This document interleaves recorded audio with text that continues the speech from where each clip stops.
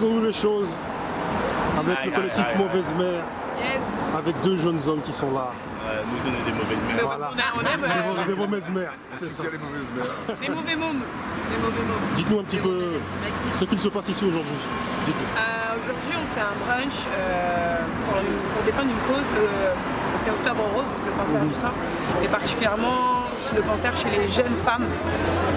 Nous, on est toutes des jeunes mamans avec des enfants en bas âge, et en fait, on a Karen donc, qui a traversé un cancer, et ça nous a interpellés. On a voulu aller se faire dépister pour pouvoir lancer un peu une campagne de prévention et inciter les mamans à se faire dépister. Et on s'est rendu compte qu'en fait, en dessous de 40 ans, tu n'as aucune possibilité de te faire dépister. Et pourtant, autour de nous, il y a pas mal de mamans en dessous de 40 ans qui ont les cancers. Et souvent, ils sont pris assez tard et ils sont assez violents parce que quand elles sont jeunes, bah, voilà, quand on est jeune, ça va vite. Du coup, bah, on a voulu faire vraiment quelque chose qui ait du sens. Donc aujourd'hui, on fait un brunch pour défendre la cause, pour en parler et aussi pour récolter des fonds pour 2 personnes. Donc pour Nina qui est là-bas, que tu pourras interviewer après, c'est une jeune maman de 34 ans, d'une petite fille de 10 ans. Et il y a quelques mois, on lui a appris qu'elle avait un cancer du sein. Elle a commencé les chimios, on est allé la voir en chimio, enfin voilà. Donc en tout cas, tout ce qu'il y aura, enfin voilà, c'est pour elle. Et pour Leroy, c'est voilà, le fils de l'ami de Cathy, qui est partie il y a quelques années, elle avait 34 ans et elle a laissé un petit garçon de 14 ans et ça nous a grave touchés parce qu'on s'est toutes mis à la place de cette maman qui est partie et je pense que ce qui a dû le plus la déchirer en fait, c'est même pas elle, c'est de laisser son enfant. C'est ça. Et je pense que on a toutes en fait, voilà, c'est pour ça, c'est cet aspect-là au fait de se dire que de ne pas partir trop tôt en fait pour nos enfants et qu'en fait on peut éviter ça et que en plus le cancer ça se soigne super bien.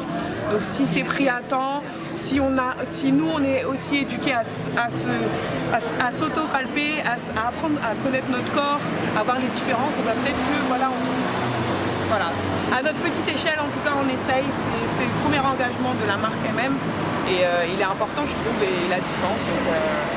Donc voilà, aujourd'hui, après des semaines de prépa, le brunch, le premier brunch. Et vous avez osé vous appeler Mauvaise Mère.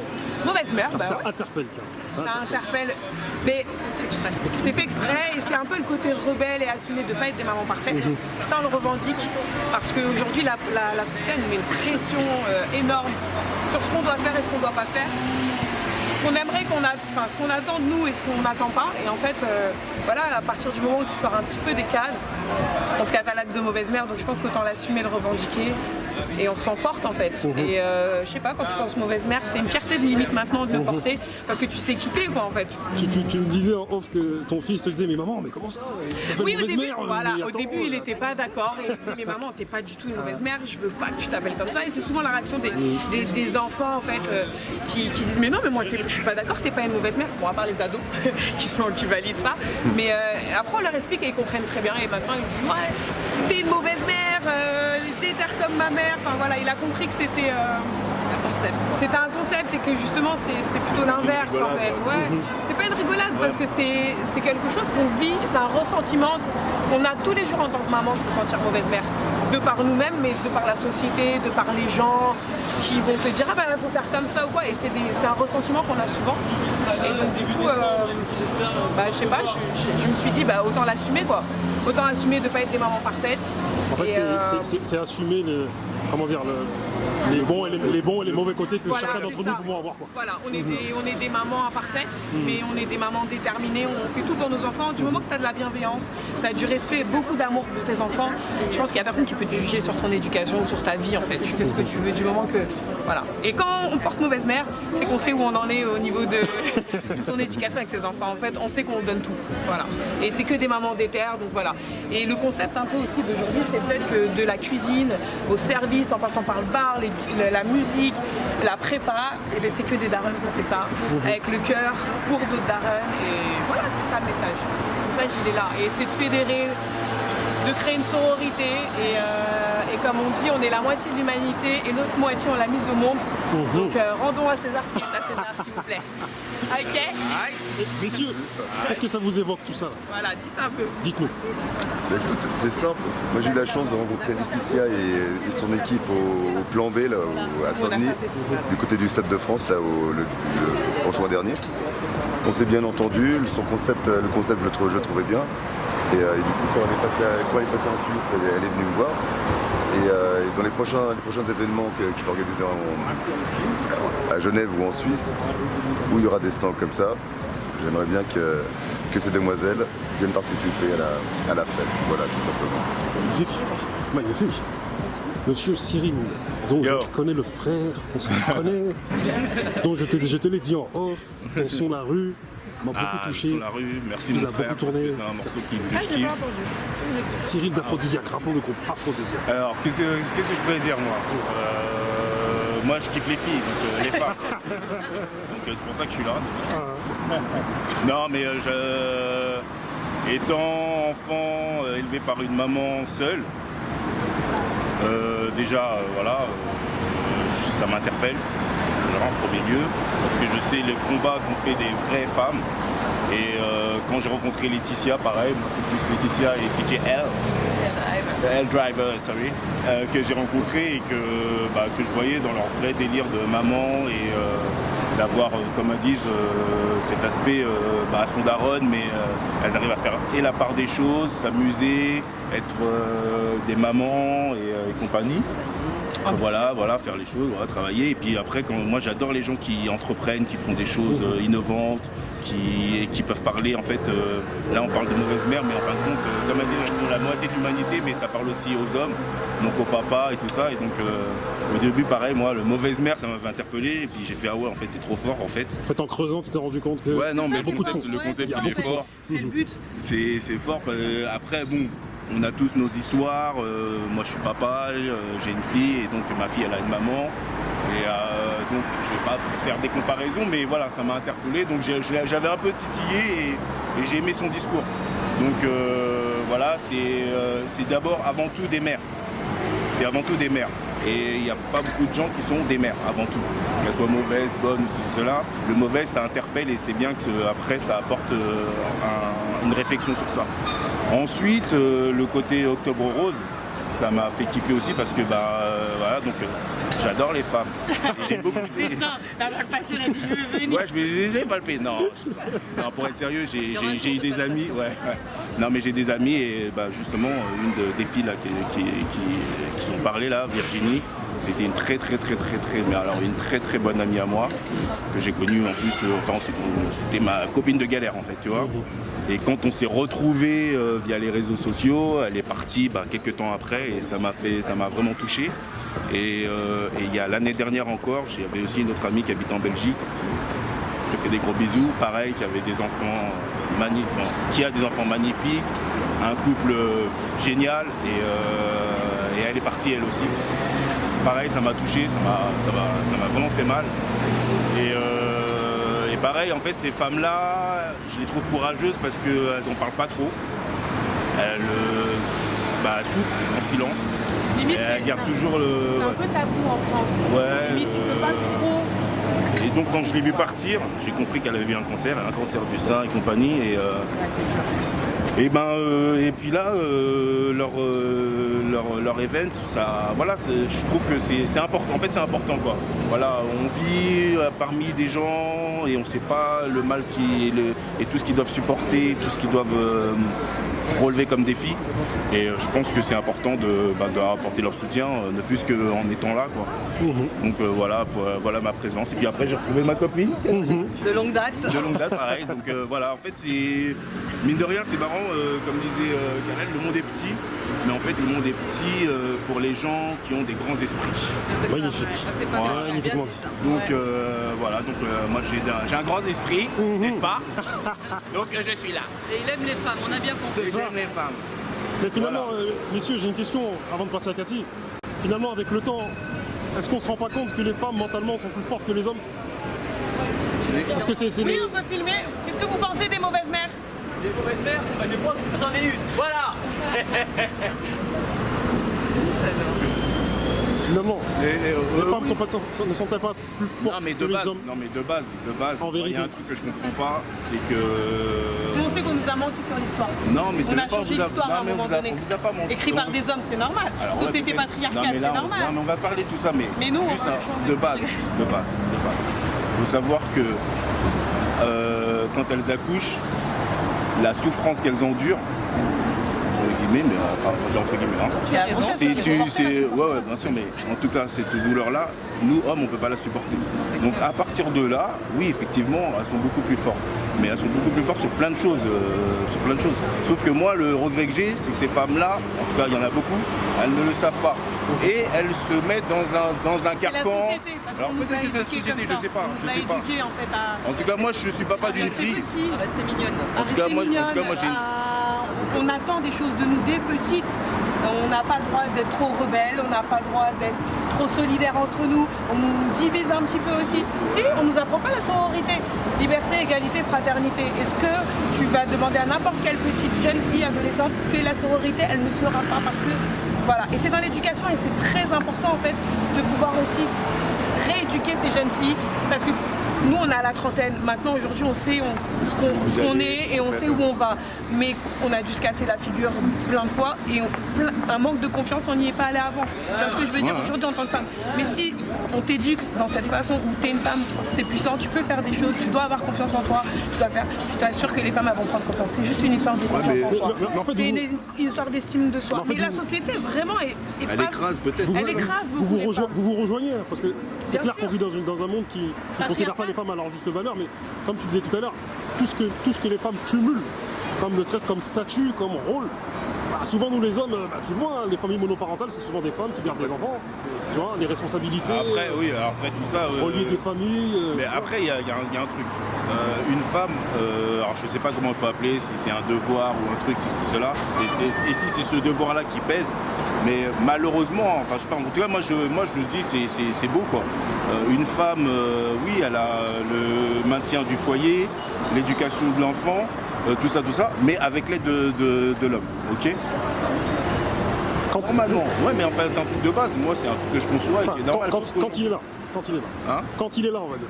Ouais, voilà. Quand il est là, ouais, mais après, justement, moi j'ai parfois l'impression qu'au jour d'aujourd'hui, il y a des femmes qui reprochent ce devoir-là naturel, entre guillemets. Qui se le reprochent ou qui nous le reprochent ou qui le reprochent à la société. Et je trouve ça dommage en fait. Parce que je sais pas, c'est Dieu qui donne, c'est un don quoi, tu vois. Et justement, cette force-là, il faut comme tu dis, il faut, enfin pour moi... Il faut faire l'émerger plus tôt, plus que les... Moi, je suis papa d'une fille. Voilà. Moi, je suis papa d'une fille. Aujourd'hui, et même avant d'être papa d'une fille, mais encore plus aujourd'hui, moi, il est hors de question que ma fille se fasse écraser parce que c'est une fille et pas un homme. Tu vois, par rapport à, je sais pas, un boulot ou un Nous, on est dans une génération où on a conscience des choses. Mais nos parents, ils n'avaient pas conscience. Moi, je peux te dire, ma mère ou ma grand-mère, Laetitia, pourquoi tu fais ça? Va trouver ton travail et t'as pas besoin de faire tout ça. Encore une fois, c'est parce que c'était, comme tu dis, c'était sociétal, c'est tout un truc et tout ça. Mais il faut pas non plus rejeter, il faut justement, je pense que en toute chose, même quand c'est négatif, il faut le tourner en positif. Tu vois, faut pas voir le verre à moitié vide, mais à moitié rempli. Donc je pense que oui, les femmes, elles ont une force, les hommes aussi. Et je pense qu'au jour d'aujourd'hui, il faut travailler sur la mutualité en fait.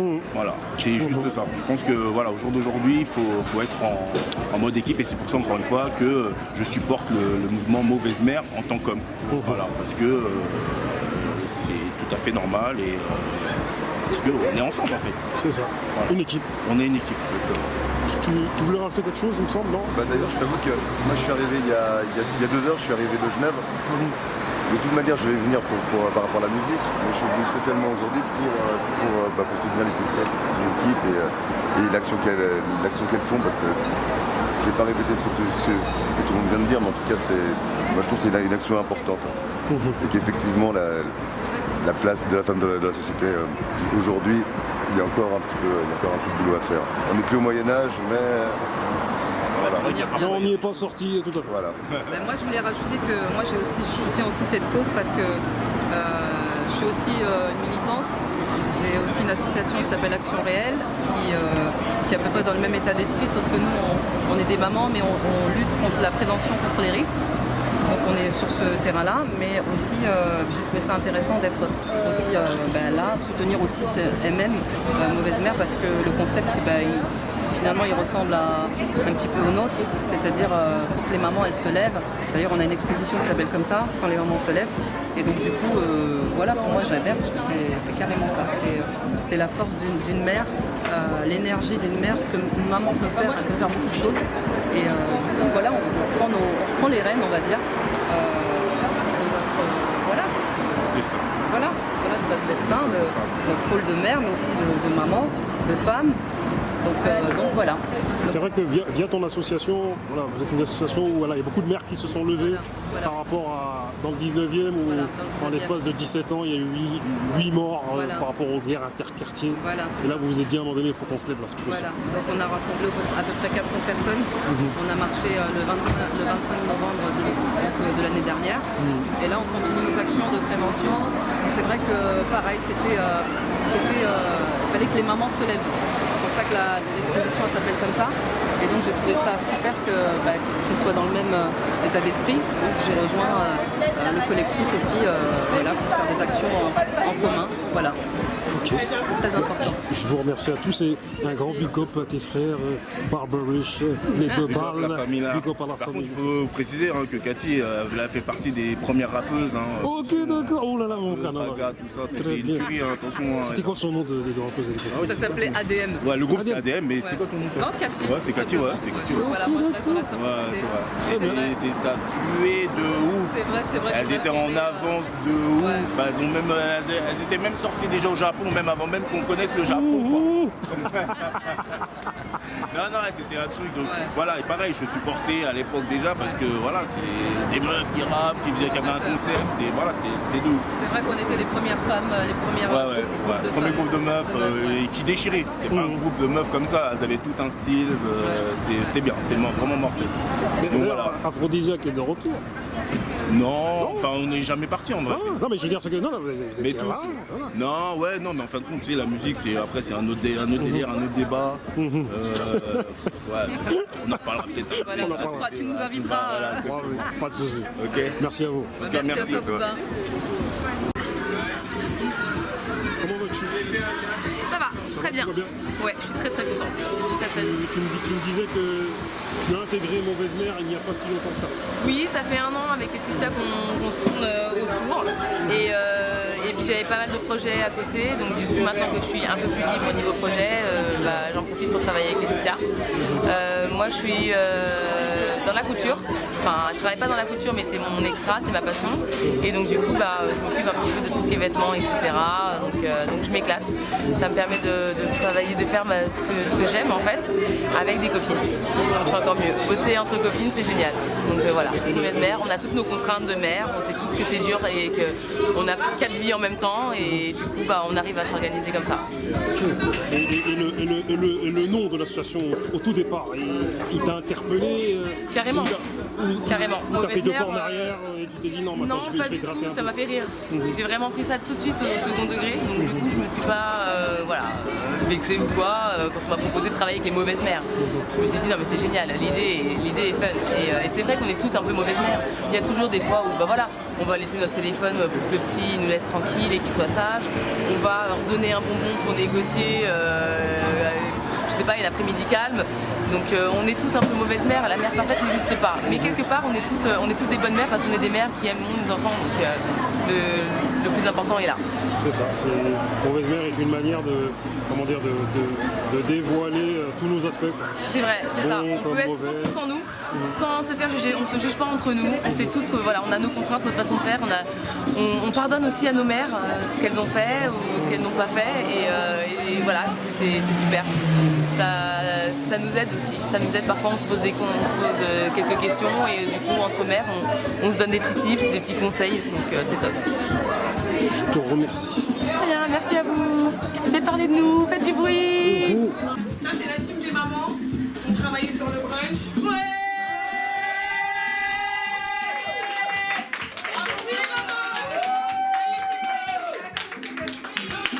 Je vous présente, on a Mélissa avec ses filles qui a fait la pâtisserie, tous les desserts, c'est elle. Ouais. Derrière, c'était dans le salé.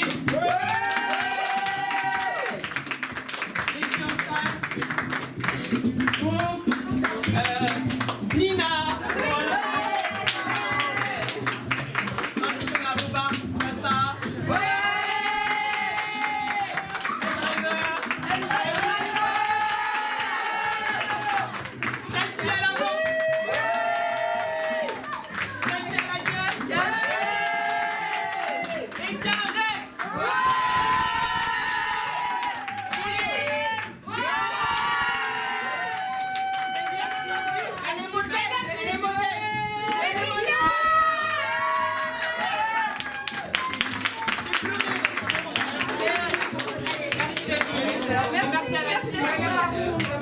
Faites parler de nous, pitié, faites parler de nous.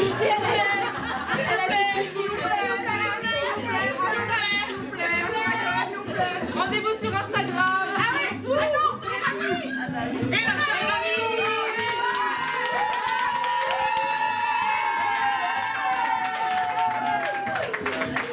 Merci pour la force.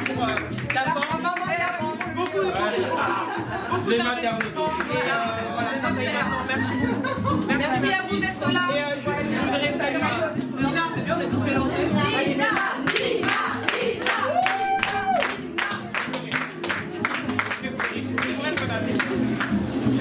Voilà. Nina.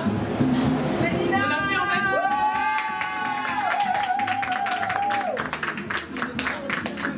Nina, c'est une maman qu'on a rencontrée, enfin, qui fait partie de la team depuis. J'ai rencontré il y a 2 ans. Et quand on a commencé à préparer le Tangoro, hasard ou pas, et ben, elle nous a appris qu'elle avait un cancer du sein. Voilà. Et aujourd'hui, les bénéfices enfin, voilà, qui vont écouler de cet événement seront pour elle et aussi pour Leroy qui a perdu sa maman quand elle avait 14 ans. Donc voilà, on vous remercie parce que c'était une cause qui nous tenait à cœur. On l'a fait avec tout notre cœur, notre amour et voilà, merci beaucoup pour votre présence et la force.